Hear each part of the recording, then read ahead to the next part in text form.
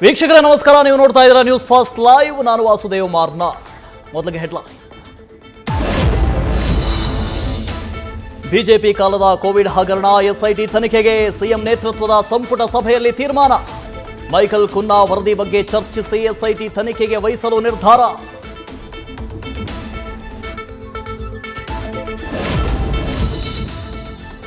ರಾಜ್ಯದಲ್ಲಿ ಮತ್ತೆ ಭುಗಿಲೆದ್ದ ಮದ್ಯ ಮಾರಾಟಗಾರರ ಆಕ್ರೋಶ.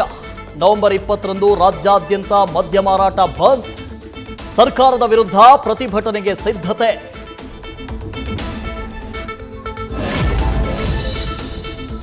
ರಾಜ್ಯದಲ್ಲಿ ಮತ್ತೆ ಆಪರೇಷನ್ ಕಮಲ ಆಟ. 50 ಕಾಂಗ್ರೆಸ್ ಶಾಸಕರಿಗೆ 50 ಕೋಟಿ ರೂಪಾಯಿ ಆಫರ್ ಆರೋಪ. ಆಪರೇಷನ್ ಆಫರ್ ಬಗ್ಗೆ ಮತ್ತೆ ಸಿದ್ದರಾಮಯ್ಯ ಪುನರುಚ್ಚಾರ.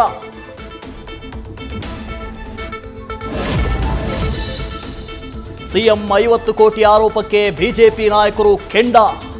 ಎಲ್ಲ ಕಪೋಲ ಕಲ್ಪಿತ ಆರೋಪ ಎಂದು ಎಕ್ಸ್ನಲ್ಲಿ ಬಿಜೆಪಿ ರಾಜ್ಯಾಧ್ಯಕ್ಷ ವಿಜಯೇಂದ್ರ ಕಿಡಿ.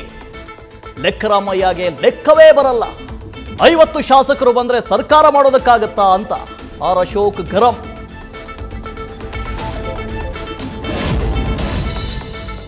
ಹೈ ವೋಲ್ಟೇಜ್ ಕ್ಷೇತ್ರ ಚನ್ನಪಟ್ಟಣದಲ್ಲಿ ಮೊದಲ ಬಾರಿಗೆ ದಾಖಲೆಯ ಮತದಾನ.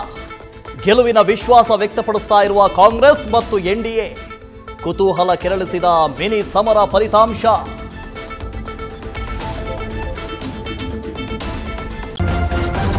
ನ್ಯೂಸ್ ಫಸ್ಟ್ ನಿರ್ಭೀತಿಯಿಂದ ನಿಮ್ಮ ಪರವಾಗಿ.